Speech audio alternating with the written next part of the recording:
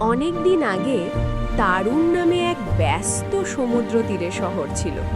সবাই ব্যবসা বাণিজ্যে এত ব্যস্ত ছিল যে কেউ কারোর জন্য সময় বের করত না। বাবা মা সন্তানের কথা শুনত না, বন্ধুরা একে অন্যকে সাহায্য করত না, শুধু নিজের লাভের কথাই ভাবত। একদিন শহরে এলো এক অদ্ভুত বৃদ্ধ লোক। তার হাতে ছিল সোনালী রঙের এক বড় ঘড়ি, যার কাঁটা থেমেছিল। সে টাউন স্কোয়ারে দাঁড়িয়ে বলল, আমি সময় ঠিক করতে পারি। শোনো, যদি চাও তোমাদের শহরে এমন সময় আনবো সবাই শান্তিতে থাকতে পারে, বিনিময়ে তোমরা আমাকে দেবে কৃতজ্ঞতা আর সম্মান। শহরের লোকেরা হেসে উঠল। সময়েও কি কেউ ঠিক করতে পারে নাকি? আমরা তো ভালোই আছি। বৃদ্ধ চুপচাপ চলে গেল। পরদিন সকালে হঠাৎ সব ঘড়ি থেমে গেল। সূর্য উঠছে কিন্তু সময় এগোচ্ছে না।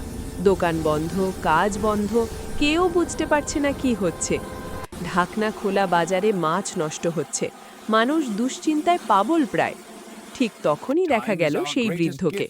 তিনি বললেন, সময়কে শুধু কাঁটায় মাপা যায় না, সময় মানে যত্ন, ভালোবাসা আর প্রতিশ্রুতি রাখা। তোমরা কি প্রস্তুত নিজেদের বদলাতে? মানুষ তখন সত্যিই বুঝতে পারল তাদের ভুল। সবাই মিলে প্রতিশ্রুতি দিল, আমরা একে অপরের কথা শুনব, সাহায্য করব আর প্রতিশ্রুতি ভাঙব না। বৃদ্ধ হাসলেন, সোনালী ঘড়িটা তুলে ধরলেন। কাঁটা আবার টিকটিক করতে শুরু করলো। সারা শহরের ঘড়িগুলো চলতে লাগলো। মানুষ স্বস্তির নিঃশ্বাস ফেলল। এরপর থেকে তারুণ শহরে বদল এলো।